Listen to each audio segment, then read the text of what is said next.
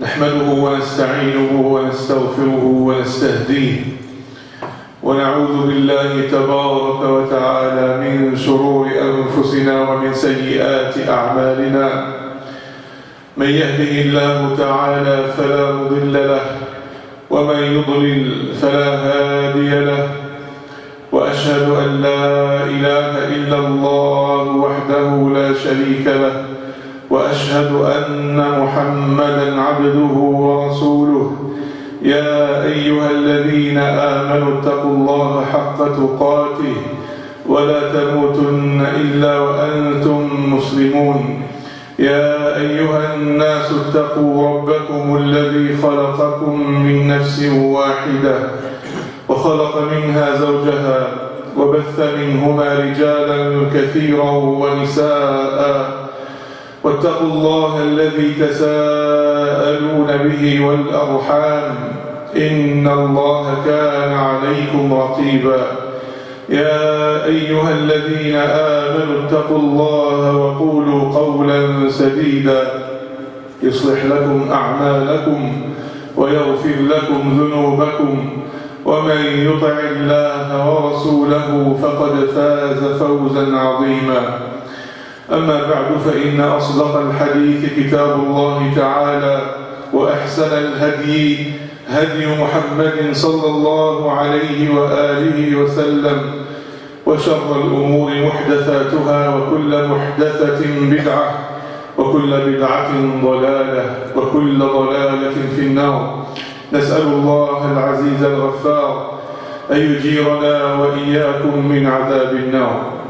أما بعد، أيها الأخيار، فسبحان الذي خلق الزمان والمكان وسخرهما لخدمة الإنسان مساعدة له في طاعة الرحمن، وإعانة له على النوافل والأركان، وتزكية لنفسه من الشوائب والأضران، ومشجعا لها على مواطن الإحسان، وناهيا لها عن الشرك والكفران والإساءة والعصيان. فيا لبي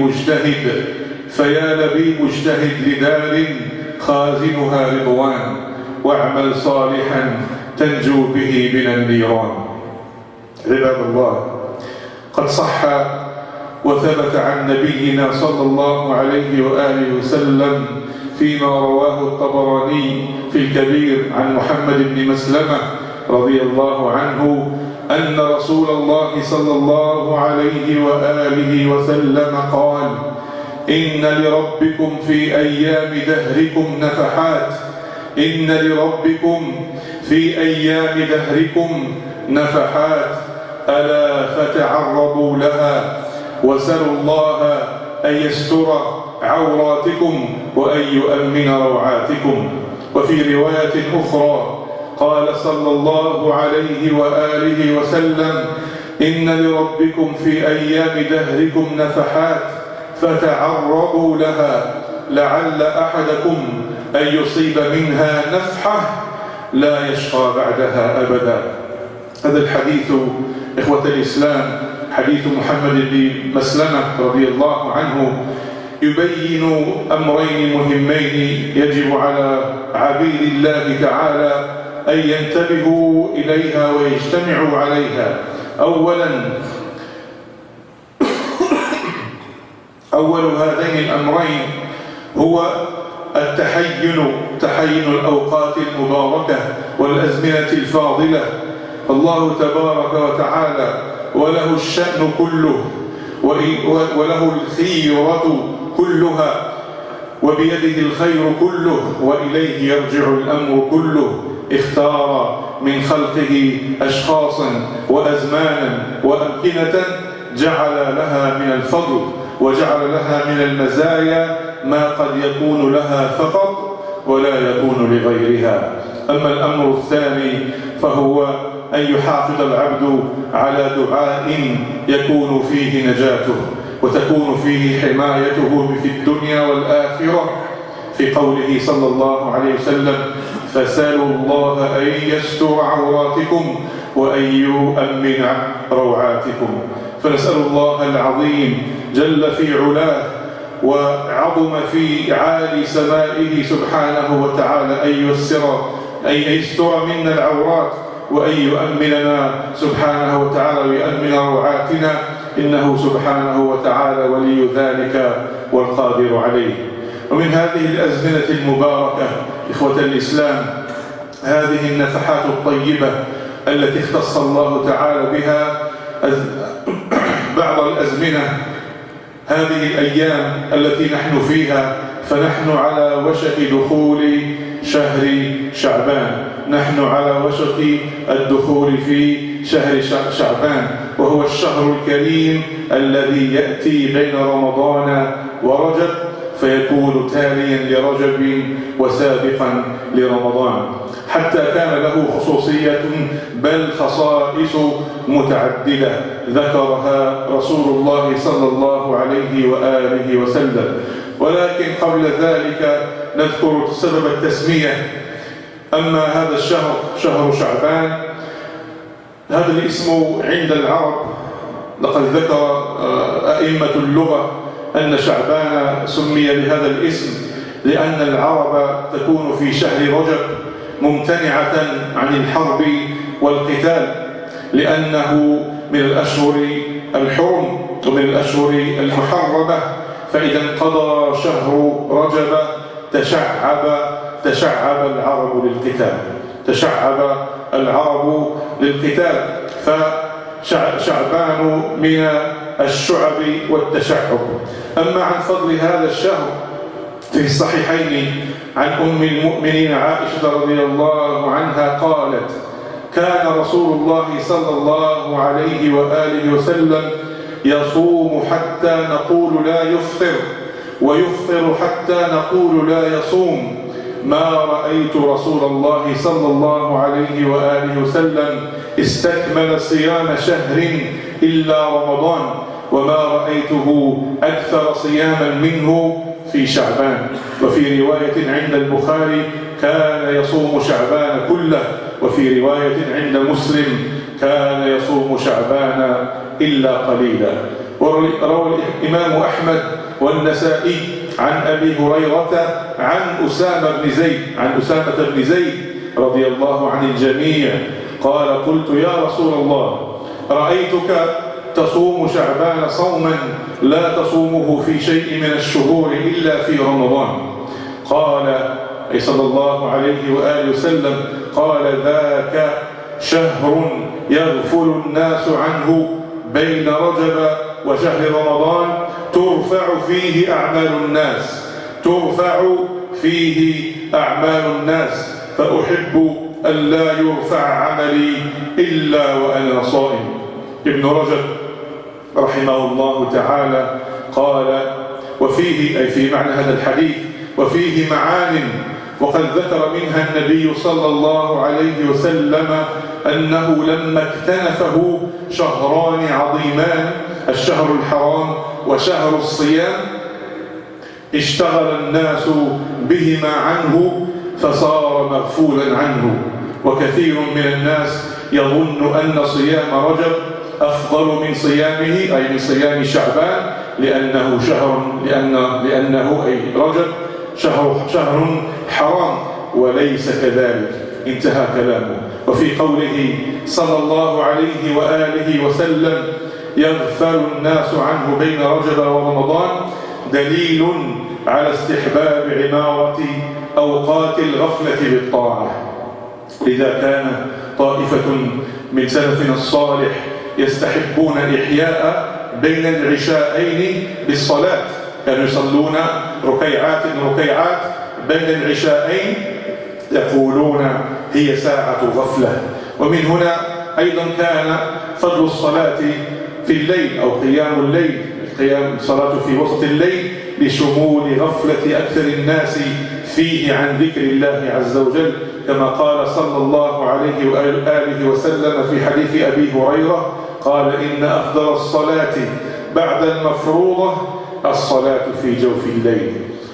ومثل ذلك استحباب ذكر الله عز وجل في الأسواق، لأن ذكر الله عز وجل في موطن الغفلة بين أهل الغفلة وفي إحياء الوقت المغفول عنه بالطاعة فوائد كثيرة، منها أنه أولا أخفى للعمل، وإخفاء النوافل وإسرارها أفضل عند الله وأزكى، لا سيما الصيام فإنه سر بين العبد وربه، لهذا قيل إنه ليس فيه رياء. وكان بعض السلف الصالح رحمهم الله يصوم سنين عددا دون أن يعلم بذلك من الناس. كان سبحان الله كان يخرج من بيته ومعه رغيفين فيتصدق بالرغيفين، فيظن أهل بيته أنه أكل، ويظن أهل سوقه أنه أكل في بيته. وكان السلف الصالح رضي الله عنهم ورحمهم ينصحون ويقول لمن صام أن يحاول أن يخفي صيامه. فقال ابن مسعود رضي الله عنه: إذا أصبحتم صياما، ويتكلم عن صيام النفل، إذا أصبحتم صياما فأصبحوا مدهنين، أي اجعلوا زيتا في رؤوسكم، ويعني أخفوا غبرة الصيام بالادهان. وقال قتادة: يستحب للصائم أن يدهن حتى تذهب عنه غبرة الصيام. كان ذلك سبحان الله أخفى للعمل. ومن أسباب أفضلية الأعمال عند غفلة الناس مشقتها على النفوس، لأن العمل إذا كثر المشاركون فيه سهل، كما يقال: إذا عمت هانت. فلذلك إن كثرة الغفلة يشق على المتطوعين بالعمل، من يصوم بمفرده ولا يصوم معه أحد فيجد في ذلك مشقة. وسبحان الله من يصوم في رمضان يجد في ذلك سهولة، لأن كل إخوانه وكل المؤمنين يصومون. في هذا سبحان الله كله إشارة إلى فضيلة التفرد بالذكر والعمل الصالح في وقت لا يوجد فيه ذاكر ولا يوجد فيه عامل، والكل فيه وكل الناس غافلون عن هذا العمل وأنت تتفرد به. والمعنى الثاني المذكور في الحديث هو أن شهر شعبان ترفع فيه الأعمال إلى الكبير المتعال. كان صلى الله عليه وسلم يحب أن يرفع عمله وهو صائم. فحري بنا إخوة الإسلام، حري بنا ألا نغفل عن أوقات الخير ومواسم الطاعة. عسى ربنا أن يرحمنا برحمته ويعطينا من فضله، إنه ولي ذلك والقادر عليه. Brothers and sisters, Allah subhanahu wa ta'ala has blessed us with many bounties, and the biggest of which is the bounty of al-Islam. And within this great religion and this great way of life, He subhanahu wa ta'ala has assigned for the believers many seasons of bounty, opportunities for forgiveness that come around every year. Alhamdulillah Rabbil Alamin, they come around every year. Occasions that an intelligent believer cannot afford to miss. It was collected by Al-Bukhari and Muslim on the authority of Aisha radiallahu anha. She said, I have not seen the Prophet sallallahu alaihi wasallam complete the fasting of any month except the month of Ramadan, and I have not seen him fast a month in a month more so than he did in the month of Sha'ban. Another narration that was singled out by Al-Bukhari rahimahullah, she said he used to fast all of Sha'ban. And another narration by Imam Muslim, she said that he used to fast Sha'ban except for a few days. Now if you look at these ahadith, you'll think, well, there's a contradiction here, but nothing could be further from the truth. There's no contradiction. SubhanAllah, it just only means that the Prophet sallallahu alaihi wasallam used to fast the majority of Sha'ban. It was collected by Nasa'i on the authority for Salah ibn Zayd. The Prophet ﷺ said, or he said, I said to the Prophet ﷺ, I have not seen you fast in any month as much as you fast in the month of Sha'ban. The Prophet ﷺ replied and said, this is a month that most people are heedless about. It comes between Rajab and Ramadan, and it is a month in which the deeds are raised up to Allah subhanahu wa ta'ala. And so I'd like to be fasting when my deeds are raised to Allah subhanahu wa ta'ala. So in this hadith, it's clear that the month of Sha'ban is eclipsed between two great months. One of them is a sacred month, the month of Rajab, and the other one is the month of fasting. So people, they pay attention to Rajab and Ramadan a lot more, and they forget about Sha'ban that comes in between. And many people think that the fasting in Rajab is, subhanAllah, has more virtue than the fasting in Sha'ban, and it's not the case. And the proof is that the Prophet ﷺ used to fast the majority of it. And the fact that the Prophet ﷺ said that most people are heedless about it comes between Rajab and Ramadan, it is a proof that an act of worship in a time where people are heedless, and subhanAllah, the act of worship is of more benefit, is more tremendous in the eyes of Allah subhanahu wa ta'ala. It gets you closer to Allah, because now you are from the select few that are performing it. This is why our illustrious predecessors from As-Salaf al-Salih used to perform a lot of nawafil. They used to do a lot of nafil, the salah of nafila between Maghrib and Isha, and they would say this is a time of heedlessness. People are oblivious about this time. They're not paying attention. We take advantage of this time and we do perform a lot of nawafil. And also, when it comes to the salah of al-layl, the Prophet ﷺ showed us the virtue of the salah of al-layl, and it has a tremendous virtue, because the majority of people are sleeping, and you Ya Abdullah, that performs the Salah of al-Layl, you are from the select few, or from the few that are awake and making ruku' and sujood in front of Allah subhanahu wa ta'ala. Prophet ﷺ said in the hadith of Abu Hurairah, the most beloved Salah to Allah after the mandatory is the one in the middle of the night. And also, subhanAllah, another hadith that shows the virtue of being from the select few that perform an act of worship is the hadith that talks about remembering Allah, doing the dhikr of Allah subhanahu wa ta'ala in the marketplaces. And as you know, the marketplaces are sharrul biqa', they're the worst, the least beloved places to Allah subhanahu wa ta'ala. That's where people are, the majority of people are heedless about Allah ta'ala. They're buying and selling. If you are the one that enters that place and do the dua of a suq, you will get tremendous reward from Allah subhanahu wa ta'ala. As the Prophet ﷺ said, that you will have, Allah ta'ala will give you 1,000 hasana, 1,000,000 hasana. He will take away, expiate 1,000 sayyi'ah, and He will raise your ranks 1,000 degrees. لا إله إلا الله وحده لا شريك له يحيي ويميت وهو حي لا يموت بيده الخير وهو على كل شيء قدير. This is the dua for suq. We should, subhanAllah, try as much as possible. Whenever we go grocery shopping, you go to any place to buy anything, say this dua, subhanAllah. Look the generosity of Allah subhanahu wa ta'ala. 1,000,000 hasana, you lose 1,000,000 sayyi'ah, and your ranks in al-Jannah will be raised 1,000,000 degrees, inshallah ta'ala.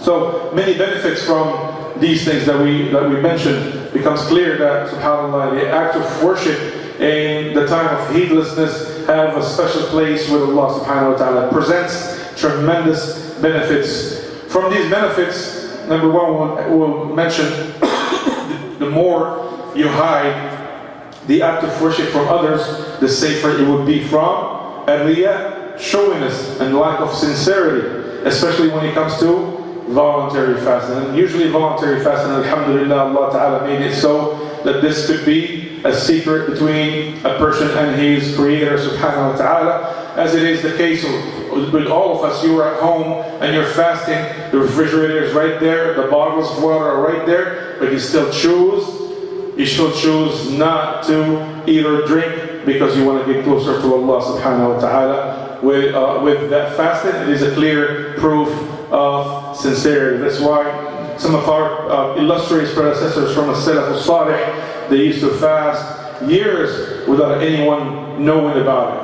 A person will come out, there's a person that was mentioned, he will leave his house with 2 loaves of bread that his family give him, that's his lunch and dinner. But subhanAllah, he will give it to someone in charity on the way to the marketplace, and he will fast. And subhanAllah, his family members, his wife and his children think that he ate at work, and subhanAllah, his co-workers think that he ate at home before coming to work. So keep that deed strictly between him and Allah subhanahu wa ta'ala.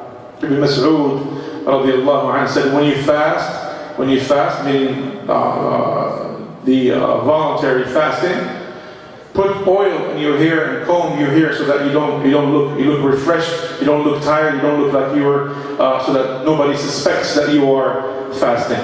Now the second benefit, and one of the other reasons that make the good deed in a time of heedlessness have more weight and more value and more virtue with Allah subhanahu wa ta'ala, is the fact that the believer feels isolated and alone in performing that act of worship. And as hardships and difficulties are always easier to handle when there are many people going through them. And a clear example, fasting outside the month of Ramadan is always difficult if you feel like you're lonely in the world, the only one who is not eating or drinking and everyone else is.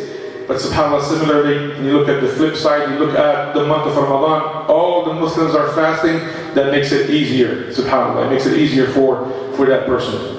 But the main point of the hadith is the fact that the month of Sha'ban is special since the yearly review when it comes to your book of record takes place in the middle of the month of Sha'ban. And this is very, very important. The Prophet ﷺ said, I like my deeds to be raised up to Allah while I am fasting. And as you know, brothers and sisters, our deeds are raised up to Allah on a daily basis, and on a weekly basis, and also on a yearly basis. The daily one is the one that takes place in the time of Fajr and the time of Asr. There are angels that take shifts. So the ones from the Fajr, they raise your deeds to Allah subhanahu wa ta'ala. The other ones come, and then the ones at Asr do the same, and so on and so forth. And Allah subhanahu wa ta'ala knows best, but our records are raised to Him on a daily basis. Also, the weekly review that we get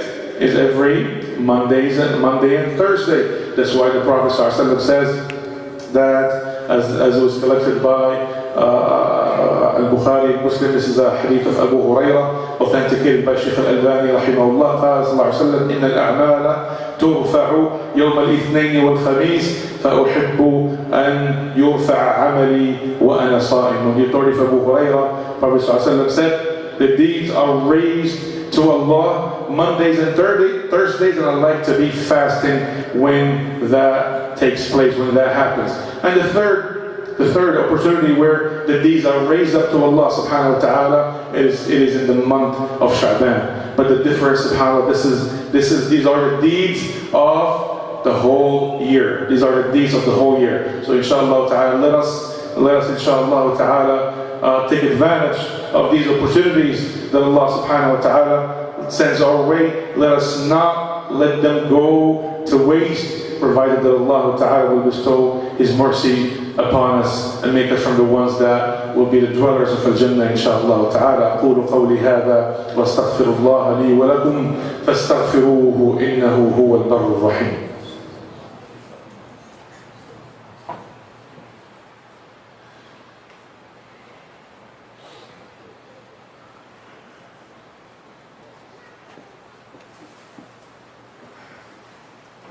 الحمد لله والصلاة والسلام على رسول الله وعلى آله وصحبه ومن والاه. Brothers and sisters, the month of Sha'ban is a tune-up period, a training ground that helps the believer get back on track, get the good habits going again, a chance for the believer to get used to fasting, to get used to reciting the Quran, to praying more nawafil, in order to tame your nafs and get it back into the obedience of Allah subhanahu wa ta'ala. قال ابن رجب رحمه الله: وقد قيل في صوم شعبان معنى آخر، وهو أن صيامه كالتمرين على صيام رمضان، لئلا يدخل في صوم رمضان على مشقة وكلفة، بل يكون قد تمرن على الصيام واعتاده. ووجد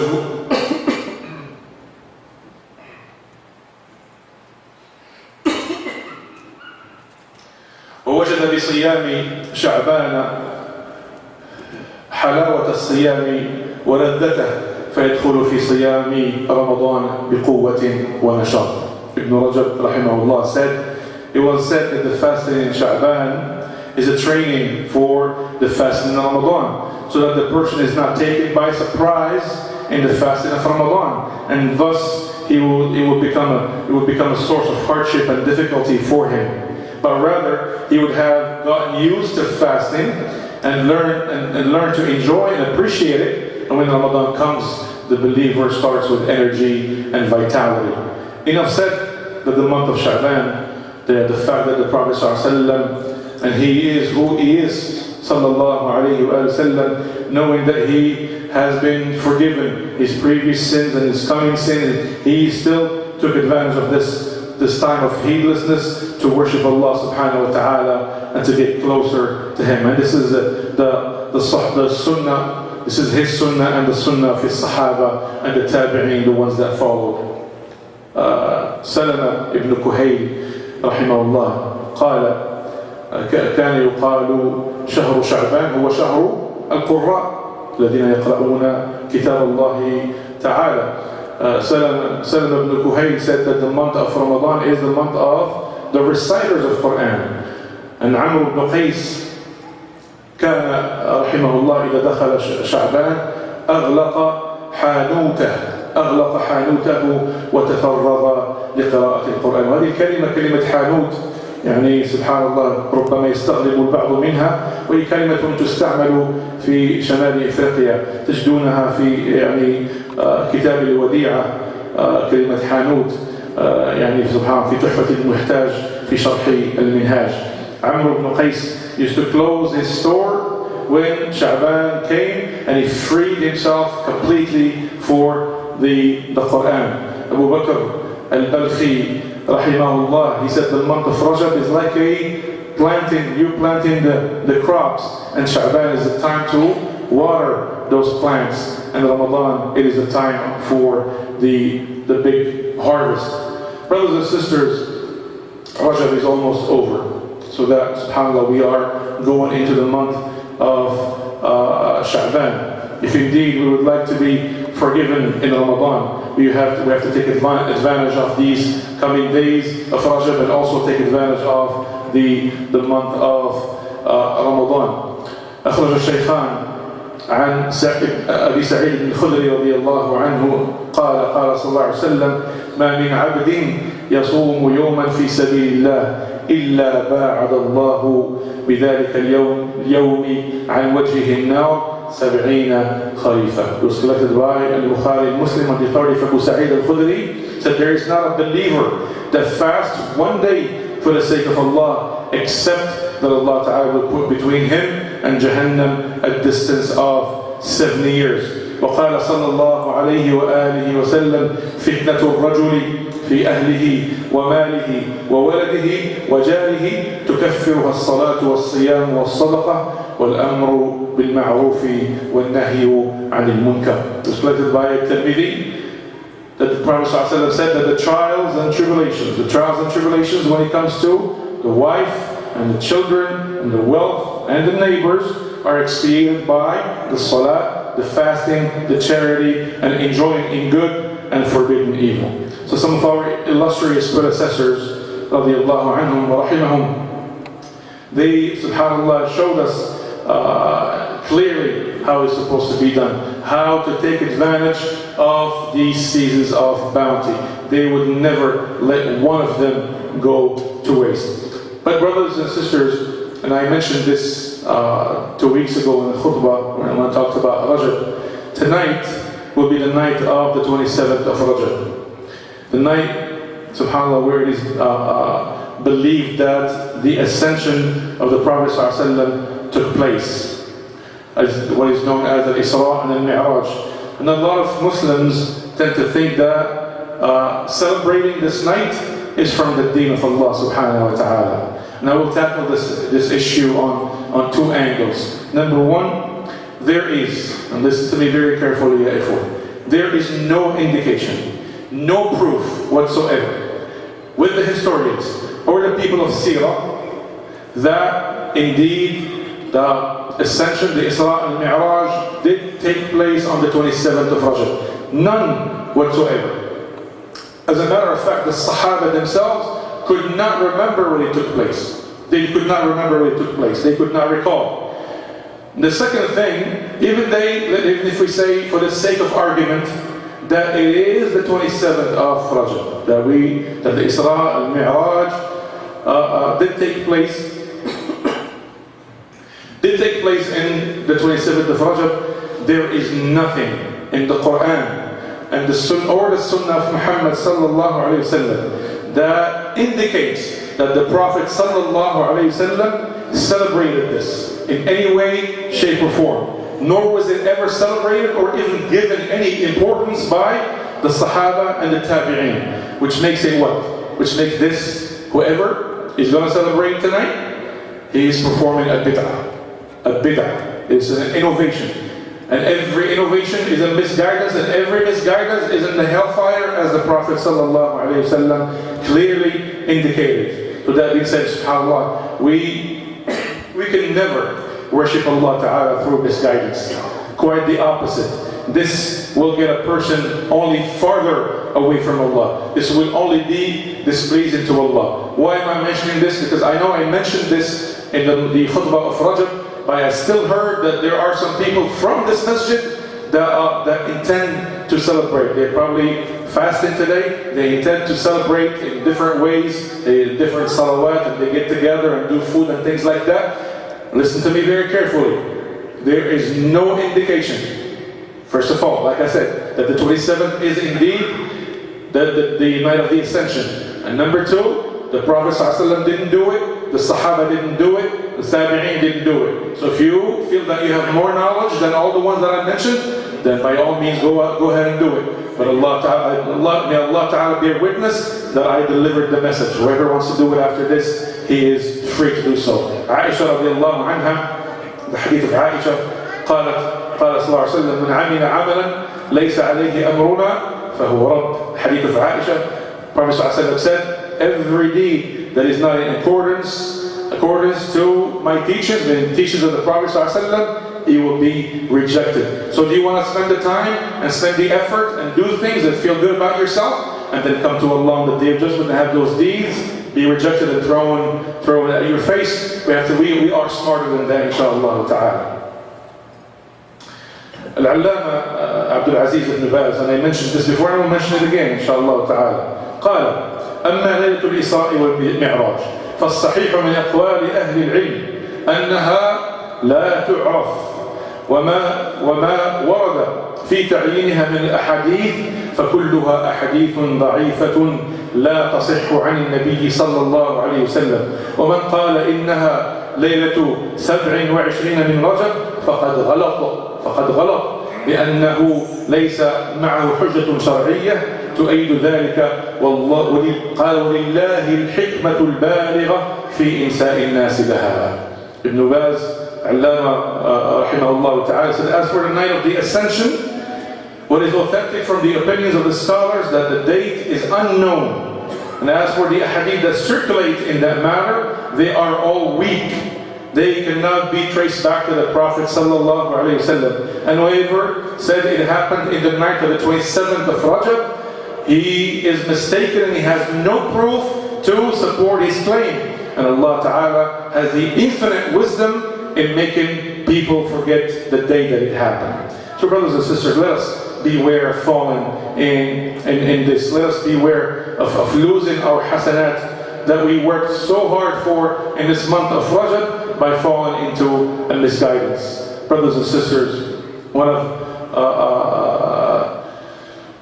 may Allah subhanahu wa ta'ala be with us. May Allah ta'ala help us fulfill our duties. May Allah ta'ala make it easy for us to follow the footsteps of Muhammad sallallahu alayhi wa sallam, because sometimes it tends to be the biggest challenge with some people because of what they learned from their parents or what they learned in their countries or what they brought with them.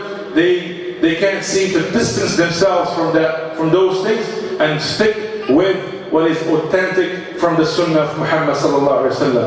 So may Allah Ta'ala not make us from such a people. May Allah subhanahu wa ta'ala bring us to the straight path and help us avoid His wrath. We ask Him subhanahu wa ta'ala to forgive our sins and our trespasses and our transgressions.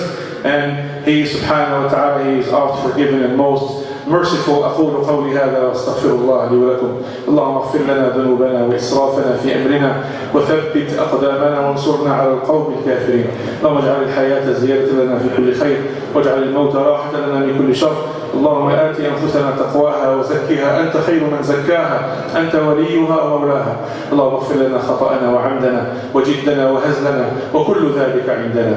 عباد الله، إن الله يأمر بالعدل والإحسان وإيتاء ذي القربى وينهى عن الفحشاء والمنكر والبغي يعظكم لعلكم تذكرون. وأقم الصلاة.